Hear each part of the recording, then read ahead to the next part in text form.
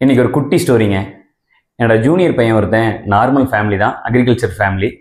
அவங்க அப்பா ஃபார்மர், அவங்க அம்மா ஹவுஸ் ஒய்ஃப். அந்த பையன் அப்போ தான் காலேஜ் முடித்து ஃப்ரெஷர், வேலை தேடிக்கிட்டு இருந்தா. அப்படி திடீர்னு ஒரு நாள் பார்த்தீங்கன்னா அவங்க அம்மாவுக்கு உடம்பு சரியில்லை. போய் செக் பண்ணி பார்க்கும்போது கேன்சர்னு சொல்லிட்டாங்க.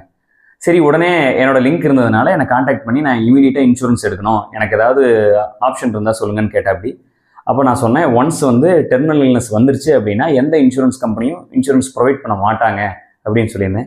உடனே அந்த பையன் இருந்துட்டு, எனக்கு ஏதாவது ஒரு ஆப்ஷன் சொல்லுங்கள், என்னால் இவ்வளோ காஸ்ட்டை பேர் பண்ண முடியாது, எனக்கு ஏதாவது ஒரு ஆப்ஷன் சொல்லுங்கள் அப்படின்னு கேட்டிருந்தாரு. நான் விளையாட்டாக நீ ஒரு நல்ல கார்ப்பரேட் கம்பெனியில் பிளேஸ் ஆன அப்படின்னா அந்த கார்ப்பரேட் கம்பெனியில் குரூப் இன்சூரன்ஸ் இருக்கும், அது உங்கள் பேரண்ட்ஸுக்கும் கவர் ஆகும், உன்னால் முடிஞ்சால் அதை ட்ரை பண்ணுன்னு சொன்னேன்.